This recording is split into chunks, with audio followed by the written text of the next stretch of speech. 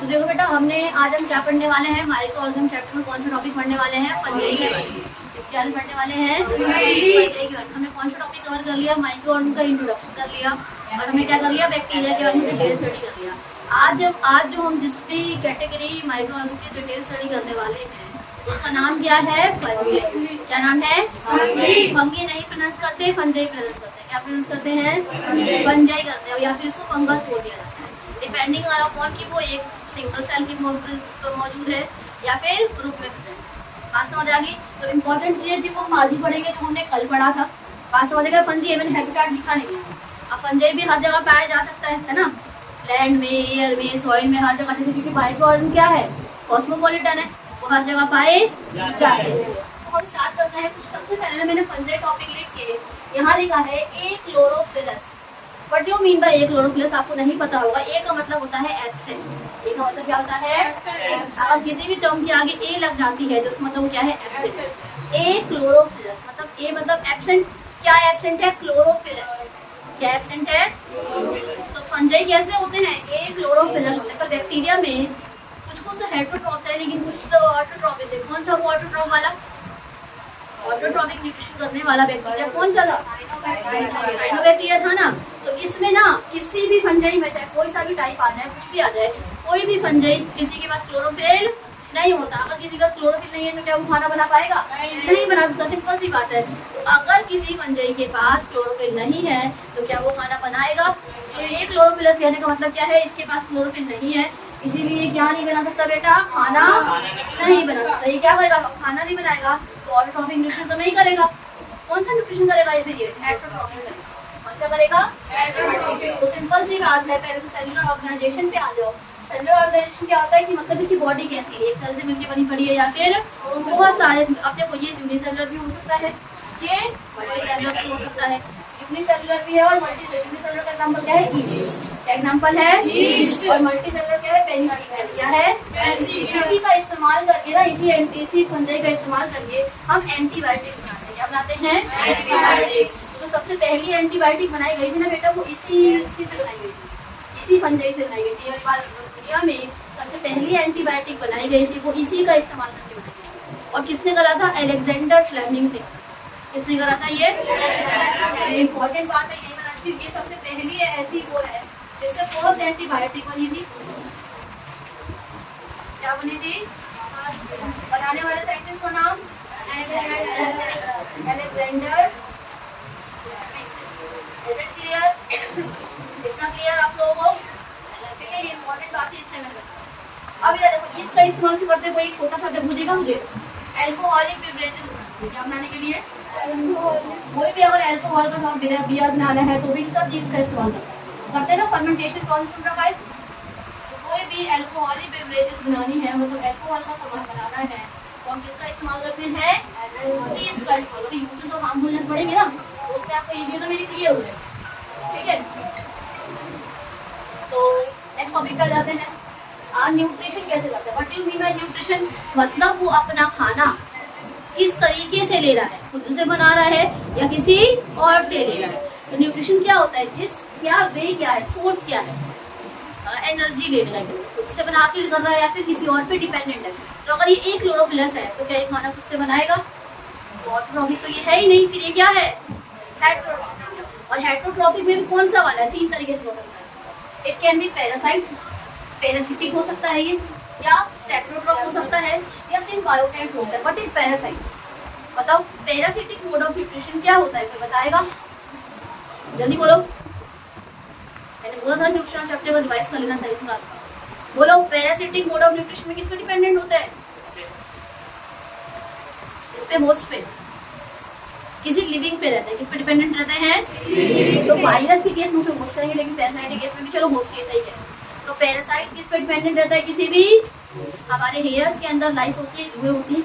आपने कौन देखा है, जोंग बोलते हैं गाँव वगैरह में उसको, वो हमारे पैरों के अंदर हमारा क्या सब करता है, ब्लड सब कर रहा होता है। तो ये सब क्या है, पैरासाइट है। क्या है ये, अब पैरासाइट ना 2 तरीके के होते हैं, एंडोपैरासाइट और एक्टोपैरासाइट। कौन कौन से तरीके के हैं, एंडोपैरासाइट, और जो हमारे बॉडी के अंदर रहते हैं उसे बोलते हैं एंडोपैरासाइट, और जो बॉडी के बाहर रहते हैं उसे बोलते हैं एक्सोपैरासाइट। एक्सोपैरासाइट जैसे कि टैपवर्म, लीच हो गया आपका, राउंड वॉर्म हो गया, जैसे कि आपकी लाइफ हो गई। लेकिन अंदर वाले कौन कौन से है? राउंड वॉर्म हो गया, जो अंदर में पाया जाता है एक तरीके से ना, हमारे इंटेस्टाइन के भी अंदर तो कुछ कुछ पाया जाता है ना, लेकिन कुछ हार्मफुल। और तुमने कोई गंदा खाना खाया, जिसमें कल एग्जाम्पल दिया था, मान लो कोई खाना पड़ा हुआ है, खुला रखा पड़ा है, मालूम ना, ऐसा हो सकता है ना। अब मान लो मक्खी कहाँ से आ रही है, कहीं किसी फीसेस पे बैठ गई मक्खी वगैरह, और वो वापस अब किसी खाने के ऊपर जाएगी, तो क्या वो ट्रांसमिट करके नहीं लेके आएगी, किसी वेक्टर को लेके नहीं आएगी, आएगी ना उस बीमारियों को। तो उसने क्या करा, उस खाने के पास आई, ठीक है, उसने उस खाने के ऊपर जो भी तुम खा रहे थे समोसा वगैरह, उसको बैठी होगी, तो उसके ऊपर क्या आ गया, वो फीसेस इतनी वेस्ट तो होगा उसके अंदर, बैक्टीरिया हो सकता है, कुछ भी हो सकता है, तो उसने उसके ऊपर क्या डाल दिया, बैक्टीरिया वगैरह डाल दिया। अब हमने उसी समोसे वगैरह को मान लो खा लिया, हमारे पेट के अंदर चलेगा कि नहीं चलेगा जर्म्स वगैरह, तो वो जो चीज़ें गई हैं, फंजाई वगैरह गया है, ये सब चीज़ें क्या करेंगे, बात समझ आ गई। तो ये तो एक वे है पहुंचने का। तो ये समझ आए, पैरासाइट किस पे डिपेंडेंट होता है, लिविंग, किस पे डिपेंडेंट होते हैं, लिविंग पे। अब सैप्रोट्रॉफ पे क्या होता है, किसी भी डेड एंड डिके ऑर्गेनिज्म पे डिपेंड होता है, इस पे किसी भी सड़े और गले पे, मरे हुए, ठीक है। सिम्बायोटेंट्स क्या होते हैं, जिसमें दोनों को फायदा होता है। सिम्बायोटेंट्स कौन होते हैं, जैसे कि लाइकन्स, एल्गाई और फंजाई का कॉम्बिनेशन है, वो इसको एल्गाई क्या करता है, एल्गाई के पास क्लोरोफिल होता है, इसलिए वो क्या बनाता है, खाना बनाता है। लेकिन फंजाई क्या दे रहा होता है, शेल्टर देना होता है। तो एल्गाई ने दे दिया खाना, और फंजाई ने क्या दे दिया, रहने की जगह दे, ठीक है, ठीक है। तो एल्गाई ने क्या दे दिया, खाना दे दिया, और फंजाई ने क्या दे दिया, उसे रहने की जगह दे दी। इतनी बातें क्लियर, ठीक है। अब मेरी बात ध्यान से सुनो, your point clear, your point clear, your point clear. अब आते हैं रिप्रोडक्शन, इस पे आने वाले हैं बेटा रिप्रोडक्शन। अब रिप्रोडक्शन मैंने आपको कल भी बताया था, 2 तरीके की होती है, सेक्सुअल रिप्रोडक्शन और अब फंजाई है ना, वो 2 तरीके से करते हैं। कुछ फंजाई एसेक्सुअली भी करते हैं, और कुछ फंजाई सेक्सुअली करने वाले मुश्किल से 3 से 4% होते हैं, लेकिन ज्यादातर जो रिप्रोडक्शन होता है वो एसेक्सुअली होता है। क्या होता है, इसीलिए मैंने लिखा है सेक्सुअली कुछ ही करते हैं, लेकिन एसेक्सुअली मोस्टली, बहुत सारे क्या करते हैं, एसेक्सुअली करते हैं। इतनी बातें क्लियर, ठीक है। अभी देखो इसकी मेथड क्या है। अब एसेक्सुअली के टाइप थे ना, फ्रेगमेंटेशन, बर्डिंग, फिजर वगैरह, सेकंड क्लास में हमने आपको पढ़ाया था। तो आओ देखते हैं एसेक्सुअल के टाइप। ये फर्मेंटेशन से कर सकता है, मतलब मान लो कोई भी सेगमेंट क्या करेगा, ब्रेक कर जाएगा, उसके बाद कर सकता है। मान लो ये तुम्हारा सेगमेंट है, ये ब्रेक कर क्या करेगा, ये ब्रेक हुआ, इससे आगे जाके अगर 4 दोस्त बना लिए, दोस्त इससे 2 बन गए, इससे 2 बन गए। इतनी बातें क्लियर। तो ये फ्रेगमेंटेशन। बर्डिंग में क्या होता है, हाइड्रा का एग्जांपल ले लो, यहाँ पे एक बर्ड आती है, मैच्योर कर जाती है, ये अलग हो जाती है, एकदम सेम हाइड्रा में रहती है और एकदम अलग हो जाती है। समझे, फिजर में क्या होता है, एक सेल से 2 सेल, जैसे अमीबा करता है। तो क्या ये तीनों मेथड क्लियर, एकदम शॉर्ट में मैंने बता दिया है। तो एक सेक्शन में भी कैसे कर रहा है, ये फ्रेगमेंटेशन से कर रहा है, बट आपको नाम भी पता होनी चाहिए, और ये प्रोसेस क्या होता है ये भी पता होना चाहिए। इतनी बातें क्लियर, ठीक है। अभी देखो सेक्सुअली करने वाला जो एग्जांपल है वो है तुम्हारा फंजाई इम्परफेक्टी। क्या नाम है उसका, फंजाई इम्परफेक्टी इसका नाम है, जो सेक्सुअली रिप्रोड्यूस करता है। कोई नहीं पूछेगा 8th क्लास में, लेकिन इंपॉर्टेंट नॉलेज है, एक्स्ट्रा नॉलेज है, तो उसे याद करो, ठीक है। सेक्सुअल रिप्रोडक्शन करते हैं, उसका नाम क्या है, फंजाई। फंजाई कौन सा है, इम्परफेक्टी। क्या नाम है उसका, क्या नाम है उस फंजाई का, इतनी बातें क्लियर। अब इधर देखो ध्यान से, इसकी सेल वॉल किससे, जैसे मान लो मैंने बताया था बैक्टीरिया की सेल वॉल किससे बनी थी, पेप्टाइडोग्लाइकन से मिलकर बनी थी। तो फंजाई की सेल वॉल किससे बनी पड़ी है, सेल्यूलोज से और काइटिन से। ज्यादातर किससे मिलकर बनी पड़ी है, मतलब अगर मैं बात करूं किसके सेल वॉल की कंपोजिशन की बात करूं, तो मोर देन 90% सेल्यूलोज और काइटिन से मिलकर बनी है। और भी चीजें होती हैं, मतलब ज्यादा है, मैं उसके बारे में ही पढ़ूंगा। तो अगर कोई आपसे पूछे कि फंजाई की सेल वॉल बेटा किससे मिलकर बनी पड़ी है, तो किससे मिलकर बनी पड़ी है, काइटिन और सेल्यूलोज से मिलकर बनी पड़ी है। ये इतने सारे पॉइंट्स क्लियर करें। अब आते हैं cell type on the basis of nucleus. ये यूकैरियोटिक है कि प्रोकैरियोटिक, ये यूकैरियोटिक है, मतलब इसके पास एक न्यूक्लियस वेल डिफाइंड होगा, उसके ऊपर मेम्ब्रेन होगी और बाकी ऑर्गन के ऊपर भी कवरिंग होगी, ठीक है। तो ये कैसा है, यूकैरियोटिक है, इसके पास वेल डिफाइंड न्यूक्लियस प्रेजेंट होता है, लेकिन बैक्टीरिया के पास नहीं। इधर आ जाओ, एग्जांपल देखते हैं, ईस्ट, पेनिसिलियम और एक मोल्ड और एक। तो आप उस हिसाब से फंजाई का एग्जांपल पूछे तो आपने देखो मशरूम भी वैसे इसका एग्जांपल, कैसे एग्जांपल है मशरूम। इधर देखो, इसका एग्जांपल अल्कोहलिक बेस में है, इसका एंटीबायोटिक में रहता है। मोल्ड क्या करता है, मोल्ड का कोई यूज नहीं है, मोल्ड डिजीज कॉज करता है। क्या कॉज करता है, तो देखा होगा ना ब्रेड के ऊपर लग जाते हैं सफेद सफेद सा, वो मोल्ड है। इधर देखो, अपना कुछ माइक्रोबियल फंजी भी है जो माइक्रोब की तरह करते हैं, समझो, एस्पेरिगिलस और एक्रेमोनियम, इसको याद करना। कोई अगर एग्जांपल पूछेगा तुमसे क्या होता है ये सब नहीं पूछेगा। एग्जांपल देखो, माइक्रोबियल फंजाई के एग्जांपल क्या है? एस्पेरिगिलस, इसका आगे यूज पढ़ो, खाने के साथ यूज पढ़ो। और एक्रेमोनियम क्या नाम है? दोनों सेम ही नाम है, एस्पेरिगिलस बोल दो या एक्रेमोनियम बोल दो। बात समझ आ गई? तो माइक्रोबियल फंजाई का एग्जांपल बताओ, एस्पेरिगिलस और एक्रेमोनियम। ठीक है, ये एग्जांपल याद करना है। अब इसके कुछ एडिशनल फीचर देखते हैं। क्या देखने से? कुछ एडिशनल फीचर, मतलब और क्या क्या खास बात है। ये दोनों जगह ग्रो कर सकता है, डार्क में भी और लाइट में भी कर सकता है। ये न्यूट्रिएंट को एब्जॉर्ब करता है एनवायरमेंट एक फिलामेंटस ट्यूब के द्वारा, एक ट्यूब के द्वारा एब्जॉर्ब करता है, जिसका नाम है हाइफी। क्या नाम है?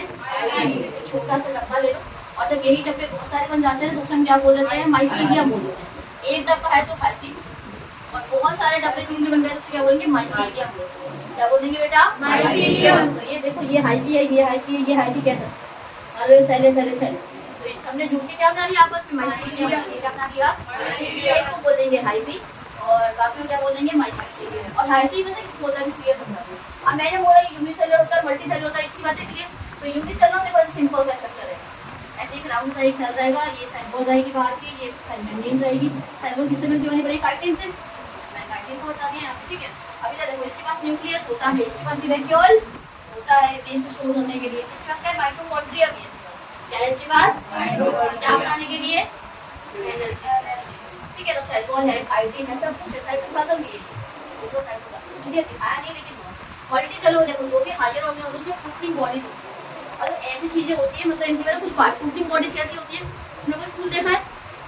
एक ऊपर का हिस्सा होता है, एक नीचे का हिस्सा होता है। तो ये जो हायर फंजाई होते हैं, जो मल्टी सेलुलर, बहुत सारे सेल्स से जो मिलकर बने पड़ जाते हैं, वो फ्रूटिंग बॉडीज होती है। क्या होती है उनके पास? ऊपर वाला हिस्सा खाने लायक भी हो सकता है, इसलिए उसे हमने क्या बोल दिया? फ्रूटिंग बॉडीज बोल दिया। फल को देखा, फल होता है, फिर एक डंडी सी लगी बड़ी जाती है, तो फ्रूटिंग बॉडीज कुछ है। इसके बाद ना दो पार्ट होते हैं, एक कैप और लैब। ऊपर वाले क्या बोलेंगे? कैप, और नीचे वाले क्या बोलेंगे? मशरूम। देखा है मशरूम कुछ ऐसे ही दिखता है देखने में। तो ऊपर वाला क्या है? उसका कैप, और अंदर वाला क्या है? लैब। कैप के अंदर ही ना ये हाइफी पाया जाता है, ये माइसीलियम कैप है ना, इसी के अंदर पाया जाएगा, जो तुम्हें दिखेगा। इसमें छोटे छोटे से क्या होते हैं? छेद होते हैं, जिसे हम गिल्स भी बोलते हैं। क्या बोलते हैं? गिल्स। इसके अंदर छोटे छोटे छेद होते हैं, जिसे पोर्स या गिल्स बोलते हैं। इसी के ऊपर कैप। याद नहीं आपको? कोई दिक्कत नहीं।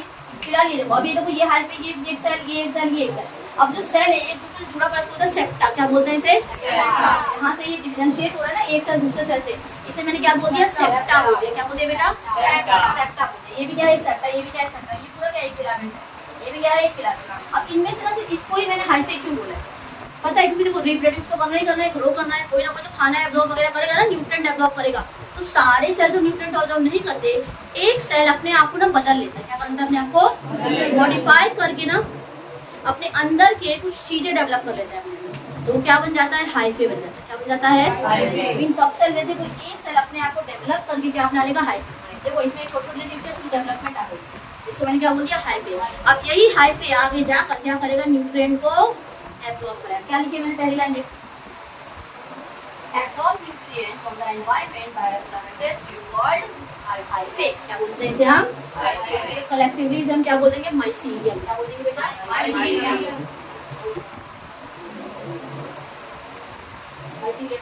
अच्छा देखो, ब्रेड के ऊपर माउथ लगता है, वो सबने देखा है, बताओ लगा होता है ना, उसको क्या बोलते हैं? फंजाई बोल देते हैं। क्या बोल देते हैं?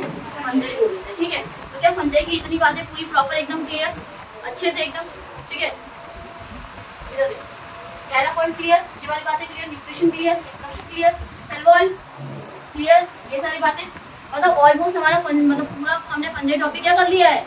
कमरा में एक छोटी सी ना वीडियो दिखाऊंगी तो, ठीक है, फिर अभी जो छोटी सी वीडियो दिखाऊंगी ना, उसमें देख लेना कि मतलब फंजाई कैसा दिखता है। ठीक है, अच्छा बेटा देखो, ये जो मशरूम है ना, अब ना कुछ फंजाई एडिबल भी हो सकता है, मतलब उसे हम खा भी सकते हैं। क्या कर सकते हैं? उसे हम तो जो तुम्हारा मशरूम है वो एडिबल फंजाई है। कैसा है? एडिबल मल्टी सेलुलर फंजाई, जिसे आप क्या कर सकते हो? खा सकते हो। ठीक है,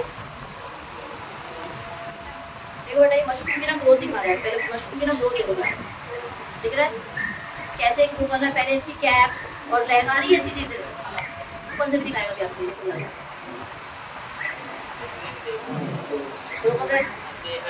अब इसकी एक और चीज दिखाऊंगी तो क्लियर हो जाएगी।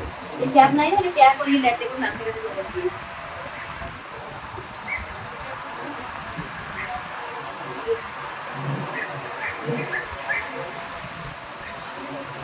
हो गया करो, अब एक और वीडियो दिखाती हूँ।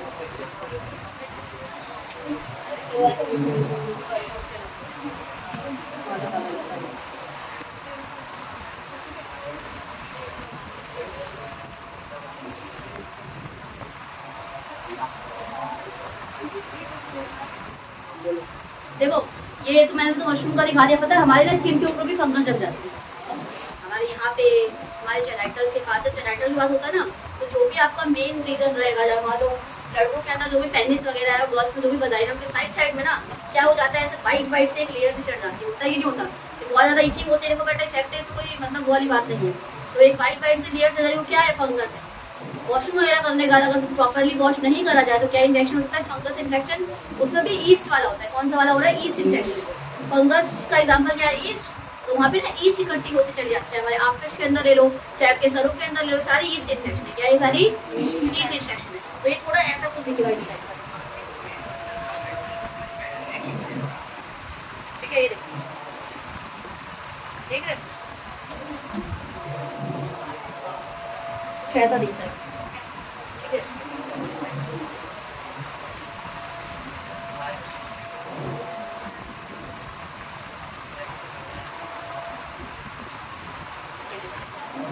मैंने बैक्टीरिया पढ़ाया था ना वो। अच्छा मैं तो इतनी बातें क्लियर हो गई पहले, ठीक है? ये देखो, अब ये जो एक है ना, ये पूरा क्या है तुम्हारा, मतलब इसमें हाइफे एक डेवलप होगा। ये पूरा, इसको पूरे को ना, पूरे को भी हाइफे बोल सकते हैं। और एक ही सेल डेवलप करता है, लेकिन और कलेक्टिवली ना ऐसे एक डंडी, दो डंडी, तीन डंडी, चार डंडी, बहुत सारे ऐसे कलेक्टिवली आए, उसे क्या बोलते हैं? माइसीलियम बोलते हैं। क्या बोलते हैं उसे? माइसीलियम। यहीं पे हमारा 15 वाला टॉपिक पूरा क्या हो जाता है? कंप्लीट हो जाता है, ठीक है?